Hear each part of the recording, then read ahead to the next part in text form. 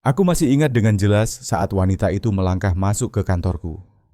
Rambutnya yang dicat pirang berkilau ditimpa cahaya lampu neon, high heels merahnya mengetuk lantai dengan irama yang seolah sengaja dibuat untuk menarik perhatian. Semua mata tertuju padanya. Bagaimana tidak? Dia adalah Vanessa, wanita yang telah menghancurkan rumah tanggaku selama 6 bulan terakhir. "Di mana Lina?" Tanyanya dengan suara lantang, matanya menyapu seluruh ruangan hingga akhirnya bertemu dengan tatapanku. Senyum mengejek tersungging di bibirnya yang dipoles lipstik merah menyala. Aku membeku di kursiku. Tangan yang sedang mengetik laporan keuangan mendadak gemetar. Bagaimana mungkin dia berani datang ke kantorku setelah semua yang dia lakukan? "Oh, ini dia si istri yang tidak bisa menjaga suami," ucapnya sinis sambil berjalan mendekatiku. "Bagaimana kabarmu, Lina? Masih mencoba menelepon Dimas setiap malam? Dia sudah tidak butuh kamu lagi, sayang." Seluruh kantor hening. 20 pasang mata rekan kerjaku menatap kami dengan campuran rasa ingin tahu dan kasihan. Aku merasa seperti tikus yang terjebak. Ingin lari, tapi kakiku seakan dipaku ke lantai. "Vanessa, tolong pergi dari sini," bisikku dengan suara bergetar, berusaha menjaga harga diriku yang tersisa. "Kenapa? Takut semua orang tahu kalau suamimu lebih memilih aku? Bahwa kamu tidak cukup sebagai seorang istri?" Dia tertawa, suaranya memantul di dinding-dinding kantor. "Dimas bilang kamu membosankan. Di tempat tidur, di kehidupan, dalam segala hal." Air mata mulai menggenang di pelupuk mataku. Aku menggigit bibir, berusaha menahannya. Tidak di sini, tidak di depan semua orang. Tiba-tiba sebuah suara tenang memecah ketegangan. "Selamat pagi, Nona. Ada yang bisa saya bantu?" Pak Hendra, direktur perusahaan tempatku bekerja selama 7 tahun, berdiri dengan tenang di belakang Vanessa. Wajahnya tak terbaca, tapi matanya tajam mengawasi. Vanessa berbalik, sedikit terkejut, tapi segera memasang senyum menggoda. "Oh, saya hanya mengunjungi teman lama." Pak Hendra menatapnya sejenak, kemudian tersenyum tipis. Senyum yang entah bagaimana membuat Vanessa mundur selangkah. "Saya rasa Anda salah tempat," ujarnya tenang. "Ini kantor, bukan arena pertunjukan drama pribadi. Dan Lina," dia menatapku, "adalah salah satu karyawan terbaik kami. Apapun masalah pribadi yang Anda miliki dengannya, harap diselesaikan di luar jam kerja dan properti perusahaan." Vanessa terlihat terkejut. Mungkin dia tidak menyangka akan mendapat perlawanan. "Saya tidak tahu siapa Anda," lanjut Pak Hendra. "Tapi yang saya tahu adalah karakter seseorang tidak diukur dari kemampuannya menghina orang lain di depan umum, melainkan dari integritasnya saat menghadapi kesulitan." Dia menunjuk ke arah pintu keluar. "Sekarang, jika tidak keberatan, kami punya pekerjaan yang harus diselesaikan." Wajah Vanessa memerah. Dia menatapku dengan kebencian, lalu berbalik dan pergi dengan langkah cepat. Suara high heelsnya menjauh hingga akhirnya hilang di balik pintu lift. Aku duduk terpaku, air mata akhirnya jatuh ke pipiku. Malu, marah dan entah bagaimana sedikit lega. Pak Hendra menyentuh bahuku lembut. "Lina, ikut ke ruangan saya sebentar." Dengan kaki gemetar, aku mengikutinya. Di belakangku, bisik-bisik rekan kerja mulai terdengar. Aku tahu hidupku tak akan sama lagi setelah hari ini. Di ruangannya yang tenang, Pak Hendra mempersilakanku duduk dan menawarkan segelas air. "Minum dulu," katanya dengan nada kebapakan yang tak pernah kudengar sebelumnya. Setelah beberapa teguk, napasku mulai teratur kembali. "Maaf Pak," bisikku. "Saya tidak pernah bermaksud membawa masalah pribadi ke kantor." Pak Hendra menggeleng pelan. "Bukan kamu yang membawanya, Lina. Wanita itu yang memaksa masuk." Dia terdiam sejenak. "Kamu tidak perlu menceritakan apa-apa jika tidak ingin. Tapi jika kamu butuh seseorang untuk mendengarkan, saya di sini."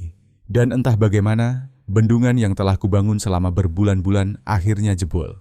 Aku menceritakan semuanya. Tentang Dimas, suamiku selama 5 tahun, yang mulai pulang larut 6 bulan lalu. Tentang pesan-pesan mencurigakan di ponselnya. Tentang parfum wanita di kemejanya. Tentang kebohongan demi kebohongan. Saya mencoba memperbaiki semuanya, Pak. Saya belajar masak makanan favoritnya. Saya berusaha tampil lebih menarik. Suaraku pecah. Saya bahkan menawarkan untuk berhenti bekerja jika itu yang dia inginkan. Tapi dia tetap pergi. Pak Hendra mendengarkan tanpa menghakimi. Ketika aku selesai, dia hanya mengangguk pelan. "Lina," katanya lembut, Ada sesuatu yang harus kamu ketahui. Ketika seseorang meninggalkanmu demi orang lain, itu bukan tentang kekuranganmu. Itu tentang kekosongan dalam diri mereka yang tidak bisa diisi oleh siapapun. Aku mengangkat wajah, menatapnya bingung. Kamu tidak perlu menjadi orang lain untuk dicintai. Kamu tidak perlu membuktikan nilaimu kepada seseorang yang tidak mampu melihatnya. Dia tersenyum. Dan mulai sekarang, jika ada yang berani mengganggumu di kantor ini, langsung laporkan padaku. Kita adalah keluarga di sini, dan keluarga saling melindungi. Untuk pertama kalinya dalam berbulan-bulan, aku merasa ada secercah harapan di tengah kegelapan yang menyelimutiku. Hari-hari setelah kejadian itu berlalu dengan canggung. Beberapa rekan kerja menjaga jarak. Yang lain memberikan tatapan simpati berlebihan yang justru membuatku tidak nyaman. Tapi sebagian besar, terutama Dewi dari Departemen Marketing dan Bayu dari IT, malah menjadi lebih dekat. Mereka mengajakku makan siang bersama, memastikan aku tidak sendirian terlalu lama dengan pikiranku sendiri. Dimas masih tidak pulang ke rumah. Ponselnya tidak aktif ketika ku coba hubungi. Melalui pesan singkat, dia hanya memberitahu bahwa dia akan mengambil barang-barangnya saat aku tidak ada di rumah. Kita bicarakan perceraian nanti, tulisnya, seolah 5 tahun pernikahan kami hanyalah kontrak bisnis yang bisa diakhiri begitu saja.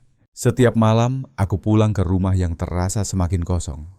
Foto pernikahan kami masih tergantung di dinding ruang tamu, menjadi pengingat pahit akan janji-janji yang kini terasa hampa.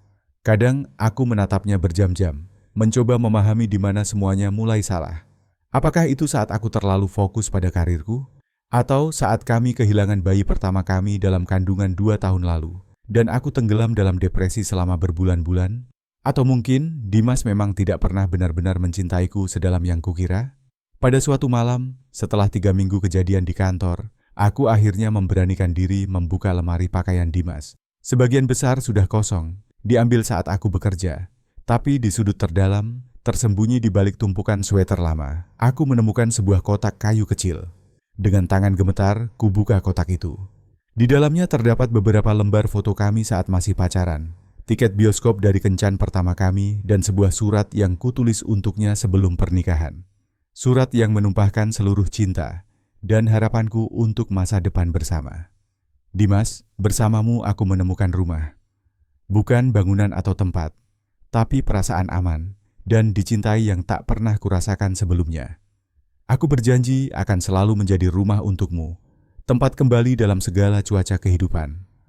Air mataku jatuh, membasahi kertas yang sudah menguning. Mengapa dia menyimpan ini jika hanya untuk mengkhianatiku? Apakah semua kenangan itu berarti sesuatu, atau hanya kebohongan dari awal? Malam itu, untuk pertama kalinya, aku tidak menangisi Dimas. Aku menangisi diriku sendiri, wanita yang telah memberikan seluruh hatinya, namun kini harus belajar hidup dengan kepingan-kepingan yang tersisa. Keesokan paginya, aku bangun dengan tekad baru. Aku mengeluarkan semua barang Dimas yang tersisa, memasukkannya ke dalam kardus, dan menyimpannya di garasi. Aku mengganti spray, menata ulang furnitur, dan menurunkan foto pernikahan kami dari dinding. Tidak membuangnya, hanya menyimpannya di lemari. Aku belum siap melepaskan sepenuhnya, tapi aku tahu aku perlu ruang untuk bernapas. Di kantor, aku mulai fokus pada proyekku dengan intensitas baru. Pak Hendra memberiku tanggung jawab untuk menangani klien baru, sebuah perusahaan startup yang membutuhkan strategi keuangan yang solid. Ini adalah kesempatan untuk membuktikan kemampuanku, dan aku bertekad tidak akan menyia-nyiakannya. Kamu yakin bisa menangani ini? Tanya Pak Hendra saat memberikan berkas-berkas proyek. Ini akan membutuhkan beberapa kali perjalanan ke Bandung. Aku mengangguk mantap. Saya siap, Pak. Justru saya butuh kesibukan ini. Dia menatapku sejenak, seolah menilai kesiapanku, lalu tersenyum. Baiklah, tapi ingat Lina, kadang kita perlu menghadapi masalah, bukan hanya mengalihkan perhatian darinya. Kata-katanya menusuk, tapi aku tahu dia benar. Namun untuk saat ini, bekerja adalah caraku bertahan. Proyek dengan startup itu berjalan lancar. Aku bertemu dengan tim. Mereka, anak-anak muda energik dengan ide-ide segar yang mengingatkanku pada diriku sendiri beberapa tahun lalu. Salah satu pendirinya, Arya, seorang pria berkacamata dengan senyum ramah, sering menghubungiku untuk berdiskusi tentang detail keuangan. Kamu berbeda dari konsultan keuangan yang pernah kami temui, katanya suatu hari setelah rapat. Kamu benar-benar mendengarkan, bukan hanya memberikan solusi template. Aku tersenyum, merasa dihargai. Setiap bisnis punya cerita unik. Tugas saya adalah membantu cerita itu berkembang dengan fondasi keuangan yang kuat. Arya mengajakku makan siang, sekadar untuk melanjutkan diskusi bisnis. Kami berbicara tentang strategi pemasaran, proyeksi keuangan, dan tantangan industri. Tidak ada yang romantis, hanya dua profesional yang berbagi pemikiran. Tapi untuk pertama kalinya dalam berbulan-bulan, aku merasa dilihat sebagai Lina, bukan sebagai istri yang ditinggalkan. Ketika aku kembali ke kantor sore itu, Dewi menyambutku dengan senyuman penuh arti. "Bagaimana makan siangnya dengan si tampan berkacamata?" godanya. Aku memutar mata. "Itu pertemuan bisnis, Dewi, dan aku masih menikah, ingat?" Senyumnya memudar. "Maaf, aku tidak bermaksud." "Tidak apa-apa," potongku cepat. "Aku tahu kamu hanya bercanda." Tapi kata-kataku sendiri menggangguku sepanjang sisa hari. Aku memang masih menikah, secara hukum. Tapi apakah aku masih merasa seperti seorang istri? Apakah aku masih menunggu Dimas kembali? Dan jika tidak, apa langkah selanjutnya? Malam itu, setelah berminggu-minggu tanpa kabar, Dimas akhirnya menelepon. Suaranya terdengar lelah dan jauh. "Lina, aku ingin kita bertemu, membicarakan semuanya." Jantungku berdegup kencang. "Baik," jawabku singkat, berusaha menjaga suaraku tetap datar. "Kapan dan di mana?" "Kami sepakat bertemu di sebuah kafe netral, bukan di rumah kami, rumahku sekarang, karena terlalu banyak kenangan di sana."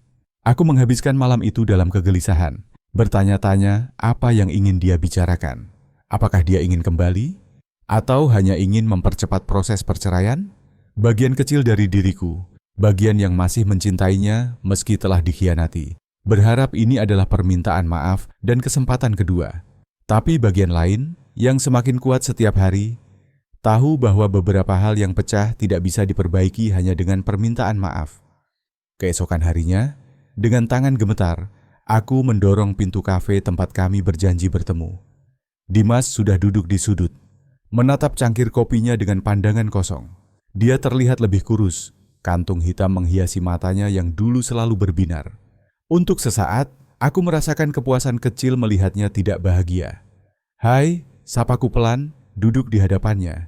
Dia mengangkat wajah, mencoba tersenyum tapi gagal. "Terima kasih sudah datang." Hening sejenak. 5 tahun bersama, dan kini kami seperti orang asing. "Bagaimana kabarmu?" tanyanya canggung. "Baik," jawabku singkat. "Kamu?" Dia menggeleng pelan. "Tidak terlalu baik, sejujurnya." Aku menunggu, membiarkan keheningan menggantung di antara kami. Biar dia yang bicara duluan, yang menjelaskan mengapa dia menghancurkan hidup yang telah kami bangun bersama. "Lina," akhirnya dia bersuara. "Aku minta maaf." Dua kata yang telah kutunggu berbulan-bulan, tapi kini terasa hampa. "Aku tahu aku telah menyakitimu dengan cara yang tidak termaafkan. Dia menarik napas dalam. "Aku tidak punya pembenaran. Aku hanya, entahlah, aku merasa hilang. Setelah kita kehilangan bayi, semuanya berubah. Kamu berubah, aku berubah, dan aku tidak tahu bagaimana mengatasinya." "Jadi kamu mencari pelarian?" tanyaku, berusaha menjaga suaraku tetap tenang meski hatiku bergejolak. "Dengan mengkhianatiku?" Dia menunduk, menerima tuduhanku tanpa perlawanan. "Aku tahu itu bukan alasan. Tidak ada alasan yang cukup untuk apa yang kulakukan. Lalu apa yang kamu inginkan sekarang, Dimas? Kembali padaku? Atau hanya meminta maaf agar kamu bisa tidur nyenyak malam ini?" Pertanyaanku menggantung di udara. Dimas menatapku, matanya berkaca-kaca. "Aku tidak tahu," jawabnya jujur. "Vanessa dan aku sudah berakhir. Dia bukan orang yang kukira. Tapi aku juga tidak berani memintamu menerimaku kembali. Aku merindukan rumah, Lina. Aku merindukan kita." Kata-kata yang dulu mungkin akan membuatku luluh kini hanya membuatku merasa lelah. "Rumah kita sudah tidak ada, Dimas. Kamu menghancurkannya saat memilih pergi." Air mata mulai mengalir di pipinya. "Apakah tidak ada kesempatan sama sekali untuk memperbaiki semuanya?" Aku menatapnya lama, mencari sisa-sisa cinta yang pernah kurasakan. Ada tentu saja. 5 tahun tidak bisa dihapus begitu saja. Tapi ada juga luka yang terlalu dalam, kepercayaan yang telah hancur berkeping-keping. Aku tidak bisa menjawabnya sekarang, kataku akhirnya. Aku perlu waktu, dan kamu juga perlu waktu untuk benar-benar memahami apa yang kamu inginkan. Dia mengangguk pelan, menerima jawabanku dengan kekalahan yang terlihat jelas. Aku akan menunggu, selama apapun yang kamu butuhkan. Kami menghabiskan sisa pertemuan dengan membicarakan hal-hal praktis. Tagihan yang harus dibayar, barang-barang yang masih tertinggal, dan keputusan untuk menunda pembicaraan tentang perceraian untuk saat ini. Tidak ada resolusi, hanya kejelasan bahwa kami masih berada di persimpangan. Ketika aku berdiri untuk pergi, Dimas meraih tanganku. Lina, aku benar-benar menyesal. Aku menatap tangan kami yang bertautan, tangan yang dulu terasa seperti rumah bagiku. Aku tahu Dimas, tapi kadang penyesalan saja tidak cukup. Aku berjalan keluar kafe dengan perasaan campur aduk. Bukan kelegaan, bukan juga kepastian. Hanya kesadaran bahwa hidup tidak selalu memberikan jawaban yang kita inginkan ketika kita menginginkannya. Kembali ke kantor, aku tidak bisa fokus. Pertemuan dengan Dimas terus berputar di kepalaku. Apakah aku terlalu keras atau justru terlalu lunak? Apakah aku masih mencintainya? Dan jika ya, apakah cinta itu cukup setelah semua yang terjadi? Pak Hendra memanggilku ke ruangannya sore itu, menanyakan perkembangan proyek startup. Aku berusaha menjelaskan dengan profesional, tapi dia bisa melihat ada yang tidak beres. Ada masalah, Lina? Tanyanya dengan nada perhatian. Aku menghela napas. Maaf, Pak. Saya bertemu dengan suami saya tadi pagi. Masih sedikit terganggu. Dia mengangguk paham. Mau berbagi? Dan lagi-lagi aku menemukan diriku menceritakan semuanya padanya. Tentang pertemuan dengan Dimas, tentang permintaan maafnya, tentang kebimbanganku. Saya tidak tahu harus bagaimana, Pak. Akuku, sebagian dari saya ingin memaafkannya, memberinya kesempatan kedua. Tapi sebagian lain, saya takut terluka lagi. Pak Hendra mendengarkan dengan seksama. Seperti biasa. Ketika aku selesai, dia tidak langsung memberi nasihat, melainkan bertanya, apa yang kamu inginkan, Lina? Bukan apa yang kamu pikir seharusnya kamu lakukan, tapi apa yang benar-benar kamu inginkan. Pertanyaan sederhana yang anehnya sulit kujawab. Saya ingin bahagia lagi. Saya ingin merasa utuh. Saya ingin berhenti bertanya-tanya apa yang salah dengan saya. Dan apakah kembali pada suamimu akan memberikan itu semua? Aku terdiam. Itulah pertanyaan $1.000.000, bukan? Lina, lanjutnya lembut. Kadang kita bertahan dalam hubungan yang melukai kita karena takut pada ketidakpastian.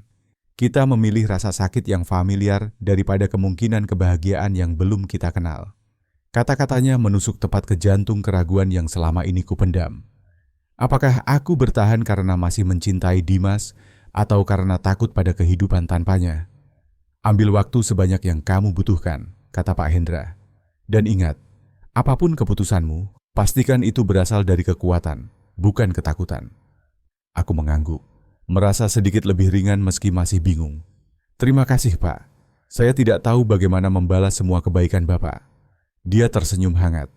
Dengan menjadi versi terbaikmu, Lina, itu sudah lebih dari cukup. Aku kembali ke mejaku dengan pikiran yang lebih jernih. Mungkin aku memang belum punya jawaban, tapi setidaknya aku mulai mengajukan pertanyaan yang benar pada diriku sendiri.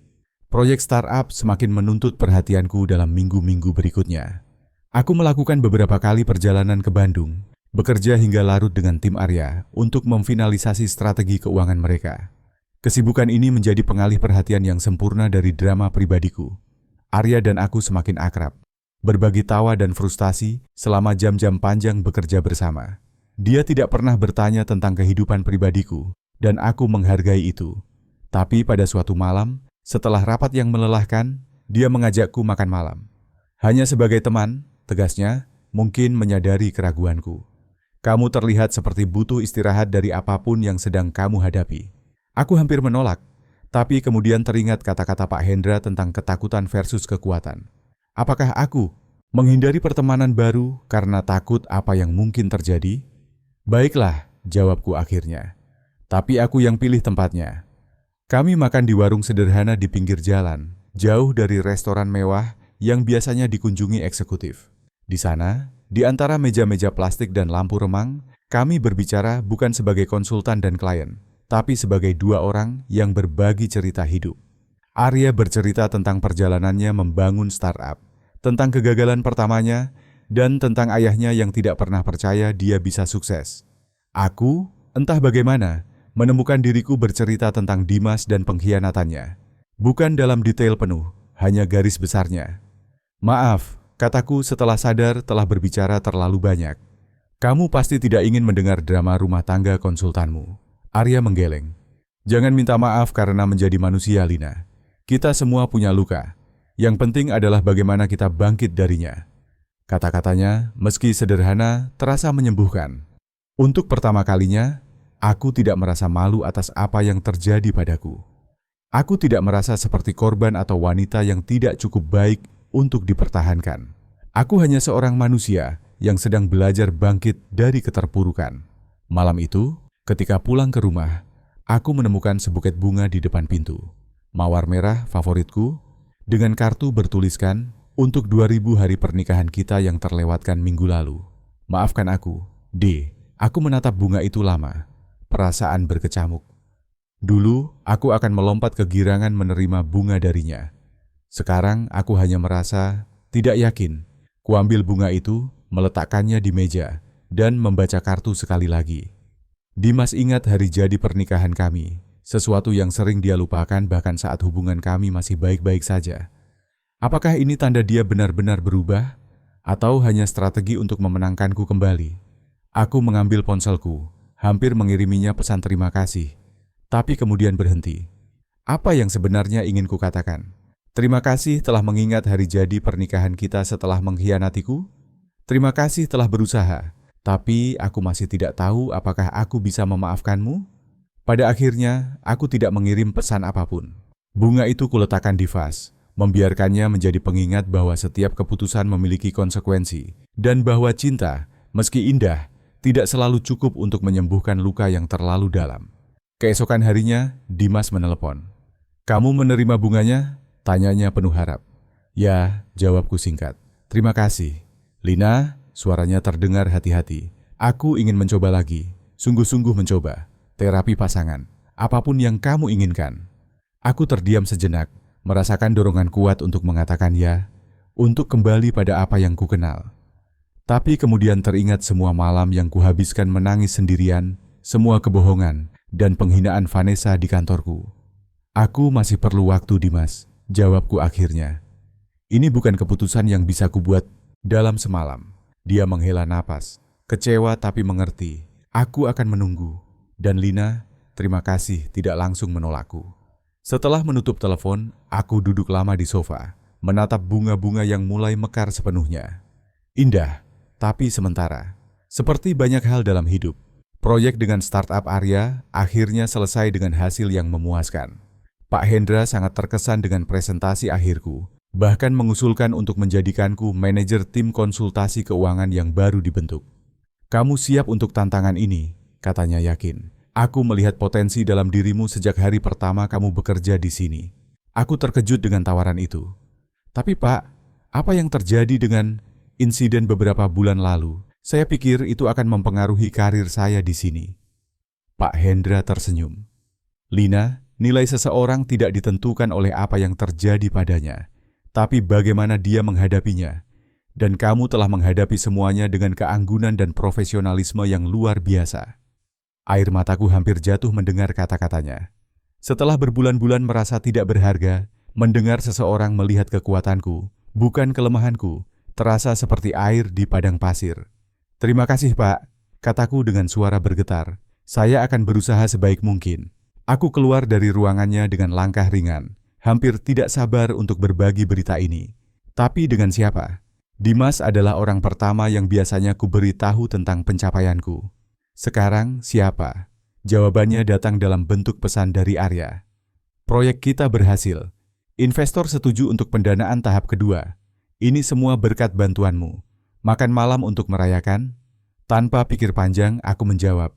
Tentu, aku juga punya berita bagus untuk dibagi. Kami bertemu di restoran Italia kecil di pusat kota. Arya membawa sebotol wine untuk merayakan keberhasilan proyek, dan aku menceritakan tentang promosiku. Itu luar biasa, Lina. Serunya tulus. Kamu memang pantas mendapatkannya. Kami bersulang, tertawa, dan berbicara tentang masa depan. Untuk beberapa jam, aku lupa tentang semua drama dalam hidupku.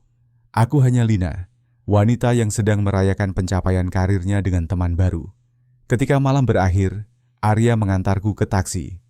"Terima kasih untuk malam ini," katanya, "dan untuk segalanya selama proyek ini." Ada momen canggung ketika kami bertatapan terlalu lama. Aku tahu apa yang mungkin terjadi selanjutnya, dan bagian dari diriku menginginkannya. Tapi kemudian cincin di jariku terasa berat, mengingatkanku bahwa aku masih terikat, setidaknya secara hukum. "Arya," kataku pelan, "aku masih dalam proses, menyelesaikan banyak hal. Aku tidak dalam posisi untuk memulai apapun yang baru."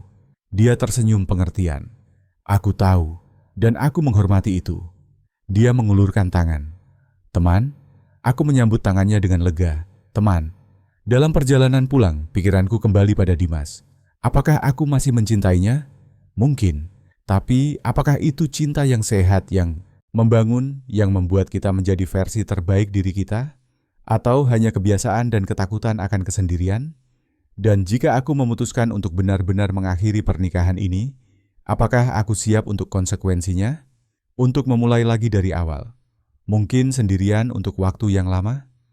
Pertanyaan-pertanyaan itu menghantui malam-malamku, membuatku terjaga hingga fajar menyingsing. Tapi perlahan, jawaban mulai terbentuk dalam hatiku, seperti puzzle yang akhirnya menemukan potongan terakhirnya.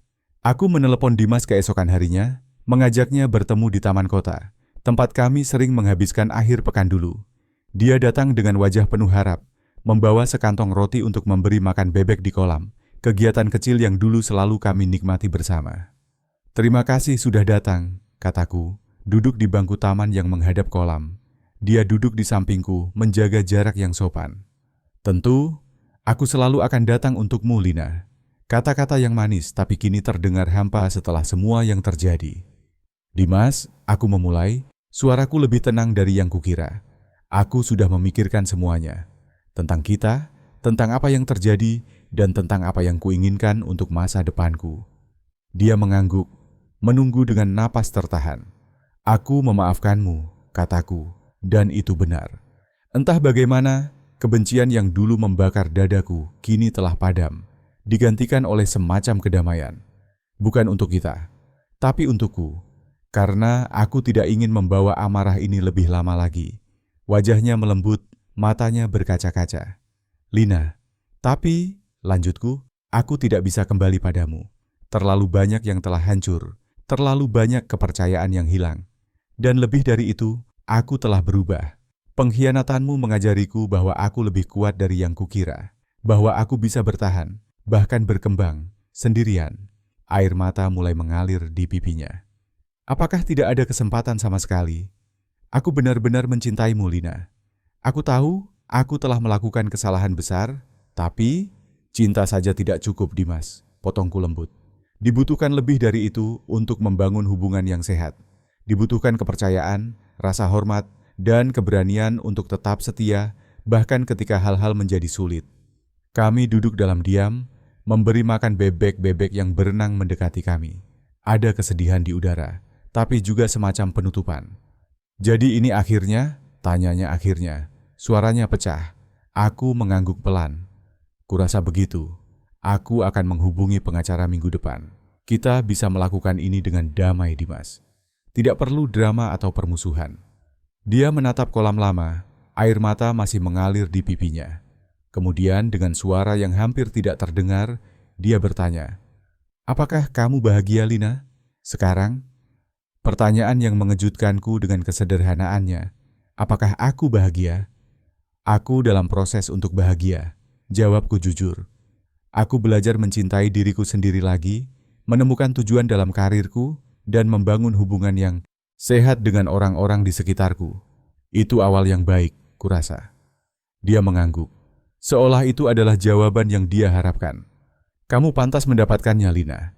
Kebahagiaan itu, selalu." Kata-kata terakhirnya adalah hadiah yang tidak pernah kuharapkan. Pengakuan bahwa meski dia telah menyakitiku, dia masih menginginkan yang terbaik untukku. Kami berpisah dengan pelukan singkat, bukan sebagai suami istri yang gagal, tapi sebagai dua orang yang pernah saling mencintai, dan kini harus melepaskan untuk kebaikan masing-masing.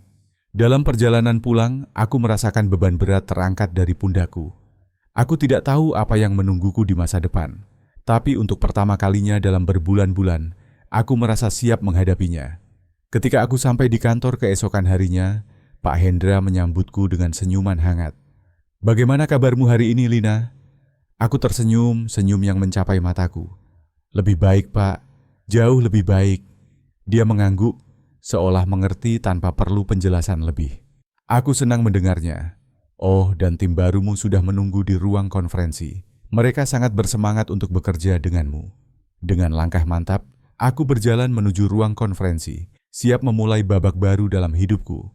Bukan sebagai istri yang ditinggalkan atau wanita yang dipermalukan, tapi sebagai Lina, wanita yang telah menemukan kekuatannya dalam badai terberat hidupnya.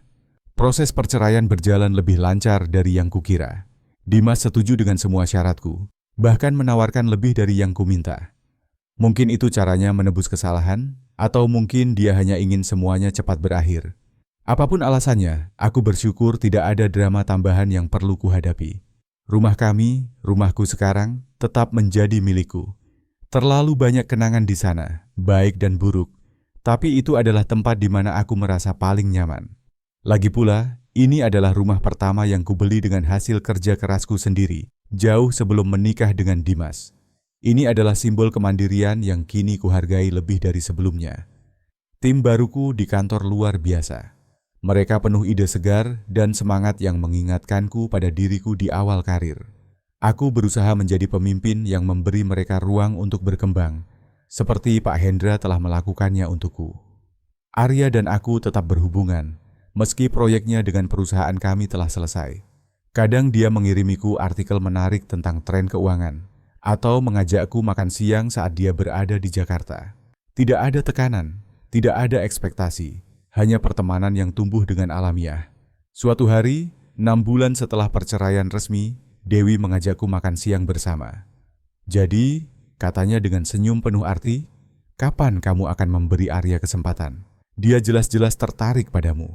Aku tertawa kecil. "Kami hanya teman, Dewi." "Ya, untuk sekarang. Tapi kamu sudah single, dia single. Kalian berdua cerdas dan menarik. Apalagi yang kamu tunggu?" Aku menatap keluar jendela. Kafe memikirkan pertanyaannya. Aku tidak tahu. Mungkin aku masih takut. Takut apa? Disakiti lagi? Itu, dan aku menghela napas. Takut bahwa aku masih terlalu rusak untuk hubungan baru. Bahwa aku akan membawa semua luka dan ketidakpercayaan ini ke dalamnya. Dewi meraih tanganku. "Lina, kita semua rusak dengan cara kita masing-masing. Tidak ada yang sempurna. Yang penting adalah kita terus mencoba, terus membuka hati meski takut." Kata-katanya mengingatkanku pada apa yang Pak Hendra pernah katakan tentang memilih dari kekuatan, bukan ketakutan. "Mungkin kamu benar, akuku. Mungkin sudah waktunya aku mencoba lagi." Malam itu, aku mengirim pesan pada Arya, mengajaknya makan malam akhir pekan ini. Bukan sebagai teman atau kolega, tapi sebagai awal dari sesuatu yang baru. Dia menjawab dalam hitungan menit, dengan antusiasme yang membuatku tersenyum sepanjang malam. Akhir pekan itu, ketika bersiap-siap untuk kencan pertamaku setelah hampir 7 tahun, aku menatap diriku di cermin. Wanita yang menatap balik padaku bukan lagi Lina yang dulu, yang mendefinisikan dirinya melalui pernikahan dan persetujuan orang lain. Ini adalah Lina yang baru, yang telah menemukan kekuatannya dalam kehilangan, yang telah belajar mencintai dirinya sendiri sebelum mencintai orang lain. Ponselku berdering, pesan dari Arya. "Sudah siap? Aku di bawah." Dengan senyum dan jantung yang berdebar, bukan karena takut, tapi karena antisipasi, aku menjawab, "Siap, turun sekarang." Ketika aku melangkah keluar gedung apartemen, Arya berdiri di samping mobilnya, tersenyum hangat. Tidak ada bunga atau hadiah mewah, hanya kehadirannya yang tulus dan mata yang berbinar melihatku. Dan entah bagaimana, itu terasa lebih berarti daripada semua gestur romantis yang pernah kuterima. "Kamu cantik," katanya sederhana. "Terima kasih," jawabku, merasa wajahku memanas. "Jadi, kemana kita akan pergi malam ini?" "Aku punya beberapa ide." Dia tersenyum misterius, "tapi aku juga terbuka untuk saran. Ini adalah awal dari sesuatu yang baru, bukan? Kita bisa menentukannya bersama."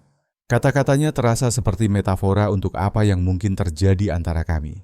Sesuatu yang baru yang akan kami tentukan bersama, langkah demi langkah. Aku suka ide itu, jawabku, memasuki mobilnya dengan hati yang lebih ringan dari yang kurasakan sejak lama. Saat mobil melaju meninggalkan kompleks apartemen, aku melirik ke belakang sekilas, pada gedung tempat aku telah menghabiskan bulan-bulan tergelapku. Bukan untuk merindukan masa lalu, tapi untuk menghargai perjalanan yang telah membawaku ke titik ini. Masa depan masih penuh ketidakpastian. Aku tidak tahu apakah Arya dan aku akan berhasil, atau apakah aku akan menemukan cinta lagi dengan orang lain, atau mungkin menemukan kebahagiaan dalam kesendirian. Yang ku tahu adalah aku tidak lagi takut menghadapinya. Ketika Vanessa datang ke kantorku hari itu, menghinaku dan mencoba menghancurkan harga diriku, dia tidak tahu bahwa dia sebenarnya memberiku hadiah terbesar, kesempatan untuk menemukan kekuatan yang tidak pernah ku tahu aku miliki. Dan untuk itu, meski terdengar aneh, aku berterima kasih padanya. Mobil Arya berbelok di tikungan, menuju jalan yang belum pernah kulalui sebelumnya. Aku tidak tahu apa yang menunggu di ujungnya, tapi untuk pertama kalinya dalam hidupku, aku siap menerimanya dengan tangan terbuka. Karena kadang, kehilangan adalah awal dari penemuan. Dan dalam kehancuran, kita menemukan kesempatan untuk membangun kembali, lebih kuat dan lebih bijak dari sebelumnya. Itulah yang kupelajari ketika pelakor datang ke kantorku dan menghinaku. Bukan akhir dari segalanya, tapi awal dari sesuatu yang jauh lebih berharga, menemukan diriku sendiri.